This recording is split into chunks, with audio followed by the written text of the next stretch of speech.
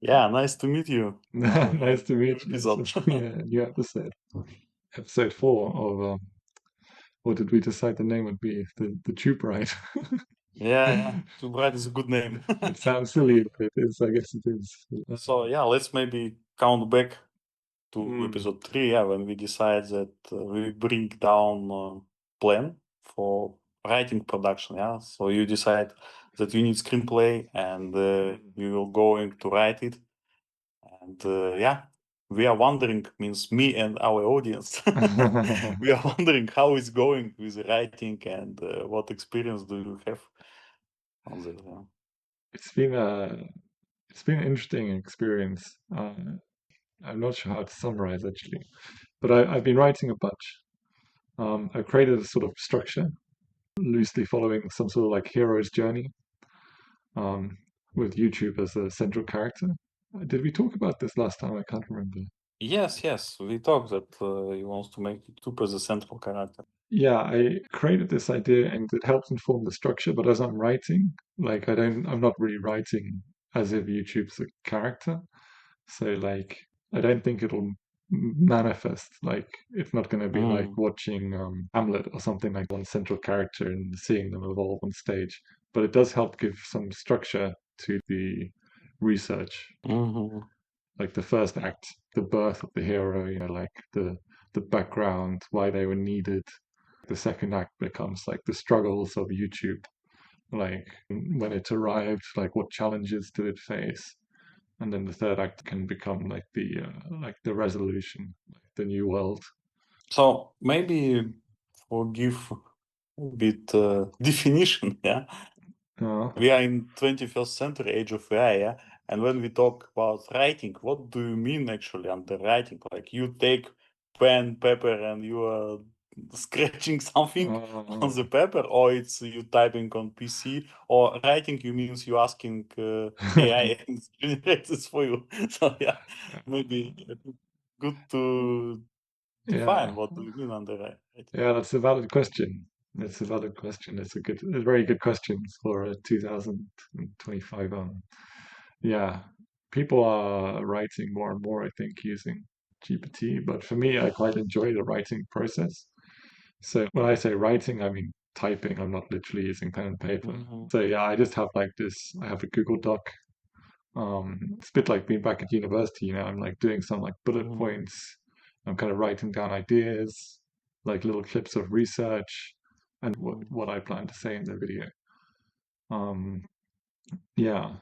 So like, I guess my writing process is a little bit messy, and I haven't relied on AI too much. Like, I did bounce ideas off ChatGPT when I was thinking about this concept of using YouTube as a hero. I didn't go to university for writing, it's like software and geography. So I'm not like, I never studied literature. So I've been watching writers talk on YouTube, like watching a lot of behind the scenes things, trying to understand what the writing process looks like for some comedy writers. And yeah, what I've learned is everybody has their own process, but also that Mm. I'm also conscious of my own limitations in the terms that I didn't go to university for like literature or whatever. I don't have this Yeah. professional writing, so that's where I've been using AI, is to sort of say like, okay, I have this idea that okay, maybe your YouTube could follow this like hero's journey, and like they could have like it could have a sort of certain character development, and then like throw this at ChatGPT and say like, can you create like a plot structure based around Mm. this idea? And then it comes back to me of okay, this like three-act structure of like yeah, Mhm. hero's journey, and it's got some like sub bullet points within that kind of outlines the beats of the story. Mhm. Um, yeah, like establishing like individual challenges maybe and how they were overcome. So like I just chucked that into my Google document, and I'm just kind of then writing almost like train of consciousness from my head, just like writing Mhm. words on page and sometimes referring back to this bullet point structure, or like working paragraphs into it so that it grows into something more, or like a real script. So I would say it's like two writing experience, yeah. First, it's to write proper prompt for Yeah, ChatGPT, yeah. Just yeah, what everybody's starting, yeah, how to mm, properly create prompt for ChatGPT, generate you good answers. And then, like you say, you take these outputs, put in the Google Docs and start to extend it and but it's time yeah, consuming. Yeah? I think it should be time consuming because it's manual. You need to think, yeah. And I'm sure that nowadays 90% of people using just ChatGPT and it's maybe. generate for them 2 minutes, 100 pages. Yeah, that's true. Nobody reading it, but okay, it's there. Yeah, So yeah, yeah, your exactly. process looks like semi-manual, yeah, like mix of automation and with old school approach, like thinking, writing, etc. Yeah, So yeah. I finally, what do you think it brings result? I mean, better than AI, 100% generated. I mean, I think quality cost your how say your spending the time and efforts. Yeah. I think it will be better. I think because I have a specific idea, and like I don't know how easy it would be to translate this idea into a prompt that would allow the large language models to like reliably and consistently reproduce scripts that will stay within a consistent style. Mhm. And there's also like other strange things like nuances of language. Like I'm British originally, so I have this British style of speaking. And Mhm. if you use these large language models, they're trained largely, I think, on like more American or international English Mhm. texts because it's straight from the internet and there's more of those speakers than there are British English speakers. So also it Mhm. feels somehow like if I use AI to generate script and then I read it back, it Mhm. it would feel less like it's in my own voice. And then it's almost like it feels I feel like when I'm trying to read this like maybe in a character or something, it would feel less natural to me. It would be Mhm. like it because it wouldn't feel like my own words. It would feel like someone else's words a little bit. Yeah, yeah. You feel it's like false. Yeah, like Yeah, you don't false. Yeah, false. yeah, exactly. And like maybe that's okay for some other people, some other creators. Like maybe that works. But I can't remember how I found it, but I was reading on some Reddit thread, someone discussing about this, and I can't remember the name of the subreddit, but it was like writers or creative writers or Mhm. screenwriting. And someone had posted a topic about like, oh, what do you think about the use of AI for writing? And like pretty much all the comments were just like absolutely like no, fuck that, we hate it.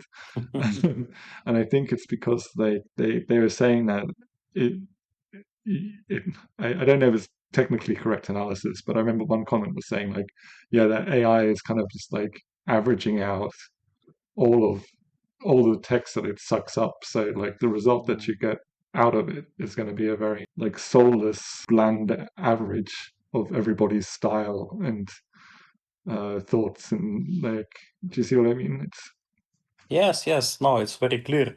I think it's nature of AI because, like you say, it's trains on millions, yeah, or billions yeah, text inputs, writing styles, characters, books, etc. And it cannot keep a single unique style, yeah. Or you need to be so good in the prompt creation that very yes, yes, clearly define this style which AI should keep. Otherwise, it's keep it generic, common, yes, yes, means and yeah, and it's lose with sensitivity of like maybe personal touch or something like yes, this. yes, Yeah, yeah, I'm agree absolutely yeah, with such approach. it's And like especially you mentioned the good point. Like you say, you generate AI text screenplay, and when you start to read it, you feel that it's sounds like fake or not natural. Yeah, yeah, so this is a good point. yeah. It was my experience that there's some disconnect between the way it's thinking and the way you're thinking, and that Because it's actually not thinking. Yeah, it's it's not yeah it's not thinking it's predicting exactly yeah. it's predicting what words would come next and that also actually can slow down the process because it then becomes like an editorial process because you have this text like okay you got a wall of text like it gave you like 500 words or something like a page of text Mhm. but then you've got to read through and you're like it'll say something and like, no, actually, this isn't quite right. Or like, I wouldn't have said this here. I would have done something different. Or like, oh, it didn't talk about this thing that I think it should have talked about. So then, okay, you might save time on getting words on page, but then you might lose time on like editorializing the work. Yeah, and trying to like cut things out and add things in. Yeah, so I'm not sure. Like, I think if the mission was just to like spit out content as quickly as possible, yeah, you could use AI, generate the text. You could use some like AI voice actor to read the Yeah, text. even voiceover, Yeah, it's possible. and there are like there's already YouTube channels doing this. And I think even like a year or two ago, I read some article about fake science YouTube or something. It's like content creators using AI and just like generating random documentary videos based on fictitious scientific ideas and then like publishing it on YouTube as if it's real science. And then people are watching it and believing it. And it's kind of like Yeah. diluting the intelligence of like a whole generation of people because this becomes their primary information source. And like they can't tell like what is real science and what is like AI generated fake science. Yeah. Maybe it's too critical to say it's a generation of people, but definitely there are people who struggle to make this distinction, and it's a little bit scary. Yeah, it's like critical thinking. Yeah, it's Yeah. what we never Mm. skip or never forgot about this. Okay, so yeah, finally, you did Act 1, as you say. Yeah, so means this combination AI plus your manual Yeah, typing. yeah. And did you read it? I Do you read it. test? I read it. Okay. And I remembered one thing on AI, just one more point on AI, which was that it is useful for research. Like Yes. I was talking like the subject of the video is like, yeah, why YouTube videos exist, and I'm doing in like the first part of the video, I'm covering like the sort of like the cultural window of time, which kind of predated YouTube, like late 80s to 90s, early 2000s. And I was alive during this time, but I was born in 1990, so I was a kid, and my memory, and even though I wasn't a kid, this is still like now 20 years ago or something, like 20, 30 Yeah. years ago. So like my memory is failing me on some things, and I'm having to like check and like dig up information. And fortunately, like there's like archive.org, this website which archives websites. And because I'm talking about stuff that happened online, it's possible to like dig through and find like old websites that talked about certain things like YouTube features that existed on day zero and things like this. But this process would take me way longer if I was having to do it by hand. With ChatGPT, because it's already just like sucked up so much of the internet, like I can just throw it questions about like obscure things like, oh, like did YouTube like support uploading in Windows Media video file format when it was in beta? And then it'll try and answer, and I can tell me what your sources were, and it'll find specific web pages that talked about this.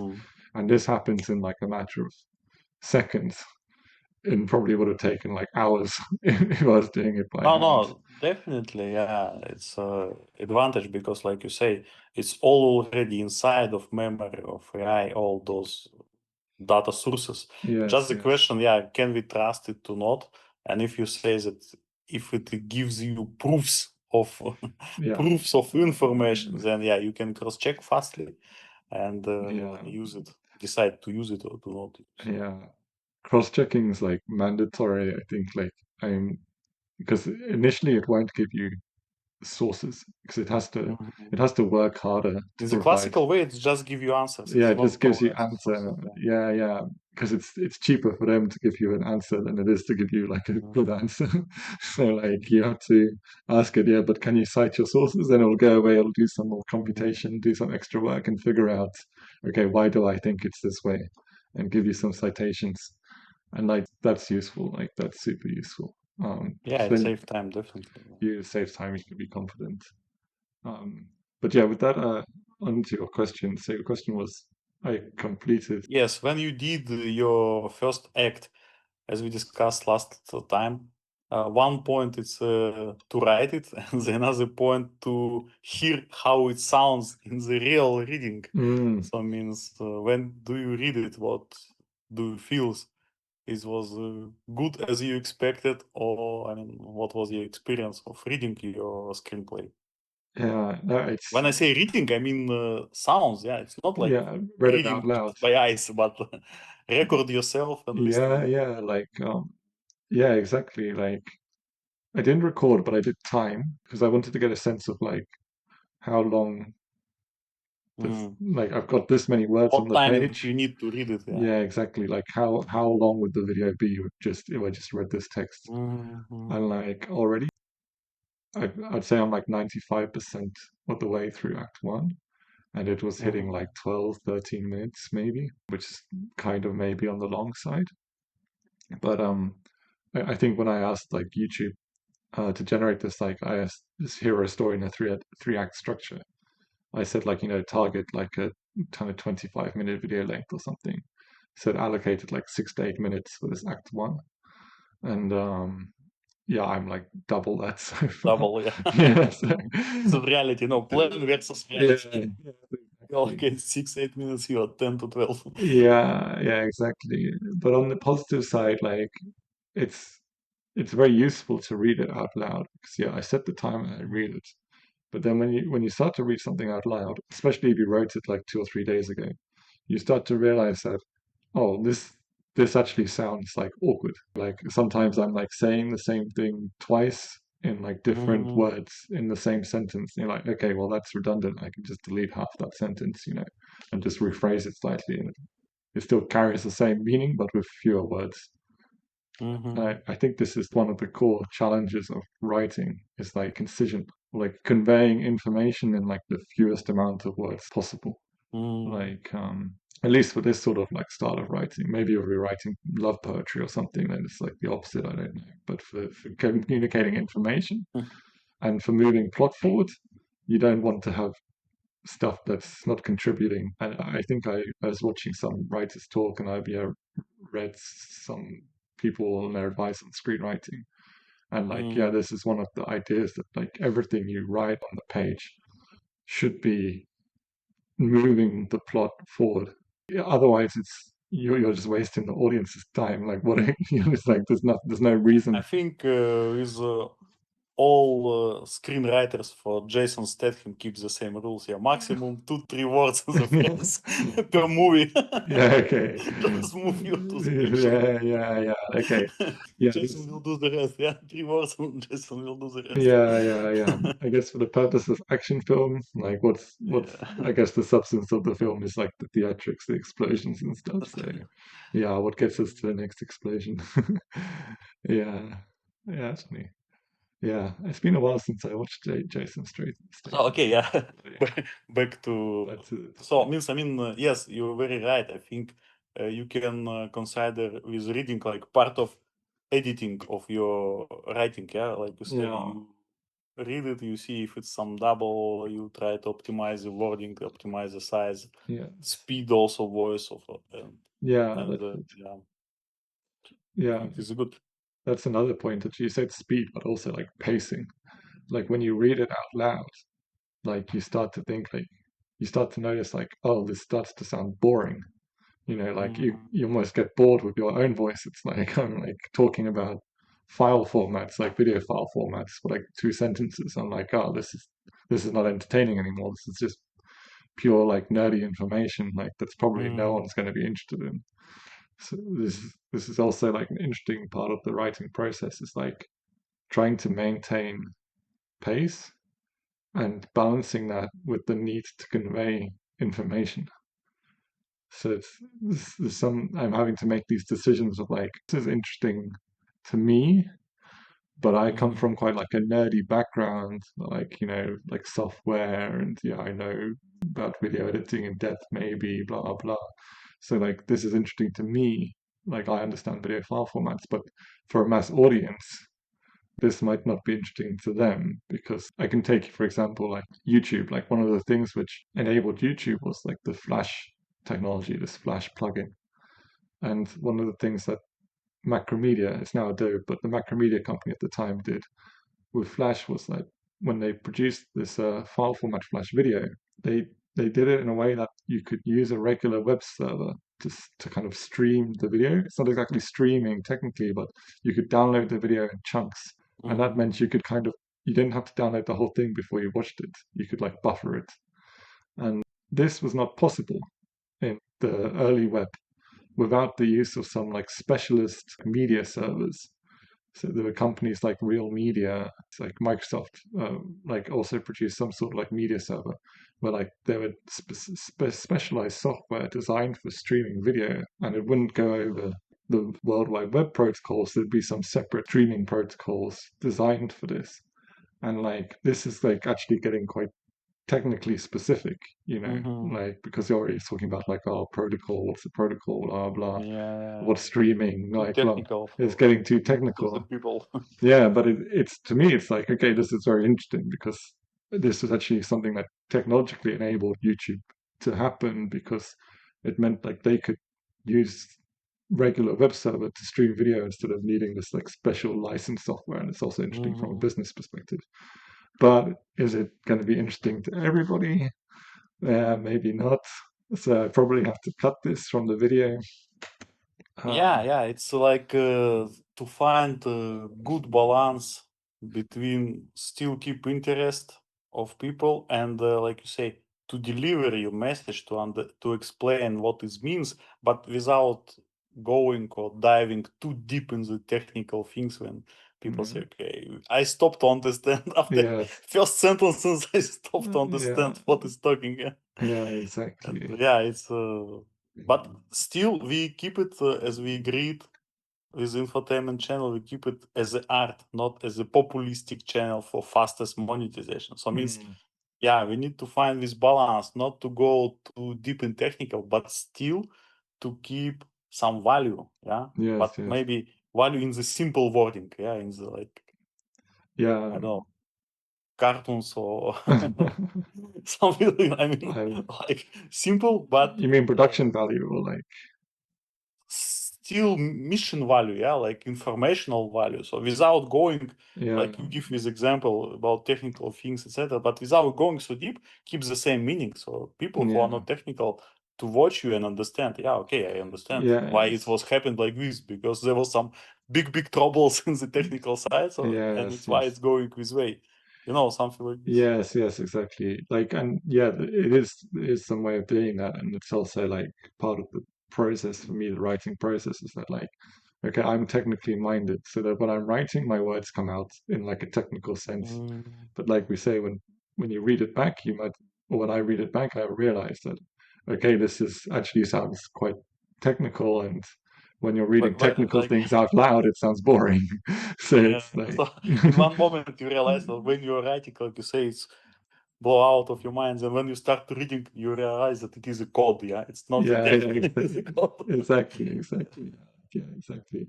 Yeah, I'm talking in code, say I need to then translate that and reword it into something that's more Yeah. accessible. And yeah, that's I think that's one way of finding balance. And I agree with what you said as well about like sort of like art/populism debate. For me, like individually, like I do feel there's been a trend over like decades of like information becoming like more diluted in favor of Mhm. entertainment value. And I'm not a big fan of that trend. I kind of like content which is quite rich in information.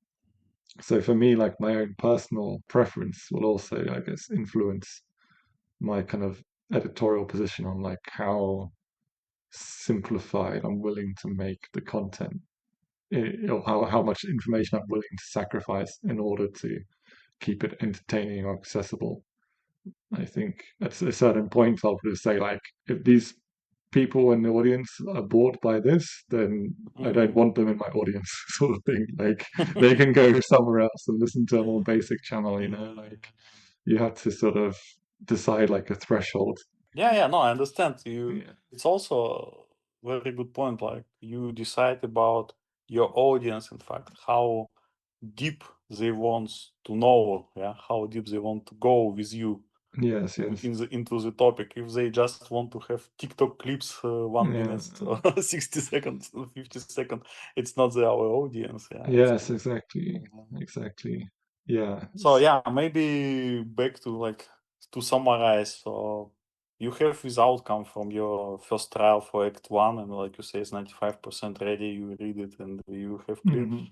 So what would be your takeaway to go faster for Act 2, Act 3, and yeah, finally finalize the screenplay, and we move to the next step, which is production. Yeah, like It, recording. yeah, it took a bunch of time, and maybe like the reason it took time is because maybe when you start writing, it's more research heavy, but then maybe Mm-hmm. once you've established a lot of the information that you needed to research, the writing can be faster because you're not having to dig up references and sources and like fact check, cross check, blah blah blah. So like I would hope that maybe now I'd be in a position to come up with like a first draft, by the time it's our next Mm-hmm. episode. I think it would be a really good target to have a draft that at least covers Act 2 and Act 3 together, because I'm also curious for myself, like can I do this in 1 week? Because sometimes the words just flow and you can write a few paragraphs in like, a few minutes or like, half an hour or something. But sometimes you sit at a blank page and you want to reword the same sentence like 1,000 times and nothing Yes. changes for like a day or something like this. So it's like, yeah, the writing process is a bit non-linear. So it will be interesting to see whether we can enforce some like artificial deadline, next podcast episode, 1 week later, whether we can Yes, come up with a it's what first I'm draft. thinking. Like, we are not creating Avatar 3, for Yeah, that's we are true. talking about half an hour video. It Yeah. should have some reasonable due dates, not 10 years for production. Yes, yes, So I exactly. think it's also good example for our audience, like what it seems very easy from very beginning. Okay, it's half an hour video. We will do ChatGPT, and when you go into the process, when you start to going through, each steps, it's Oh, in fact it's not easy. yeah, yeah, If you keep it high quality, like you yeah, yeah, say, you can generate for a few seconds the script, and then voiceover will read you instead of you,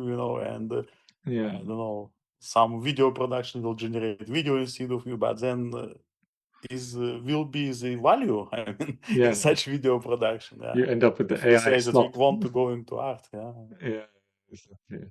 We should be careful about talking about art too much because we might set standard too high for ourselves. Like, Yeah. we're going to produce art, we're going to produce Picasso, or something, we'll end up Okay, yeah. Too some much using the word of art. maybe, yeah, like, yeah, we'll end up Yes. producing something that looks like a MS Paint drawing, and so you'll be like, yeah, this is the art. No, I think just like to conclude, maybe that 100% AI generated product, it's very soon will become commodity. Means everybody will do it, Yes, yes, and people by its nature always looking for something different, which has this personal touch and yes, deep thinking, and something like this, which is at least now AI is not able to produce. Yeah, in yeah, this yeah, commodity space, yeah. it's so This yeah. human soul or something Yes, yes, exactly. is hard to be produced. Yeah. So yeah, maybe that's something for next time. I'll try and write at least next couple of acts, and then that would be a first draft. And then it's an Yeah, issue of okay. refinement. I don't know. For next time, like if like this, so then you present first draft of with X, and maybe you experience to read it, and what finally you conclude. Like you say, there is many nuances inside, like speed of voice, tone of voice, Mm. like high emotion, low emotion, and all those Yes, things, yes, which almost like again like playing like theater. Yeah, so yes, yes. you are doing and reading in artistic way, not just monotone and. Yeah, yeah, that's true Okay, as I well. think it's a good point to stop here Okay. for the now. Yeah, And sure. Yeah, I think it could be a good stopping point too. Yeah, we'll catch up on the next episode and check the progress. yeah, see you in 1 week, and we'll Yes, be see you happy in to 1 week. check the progress and update our audience. Yes, I'll take the audience. Yeah, thank you for listening, audience.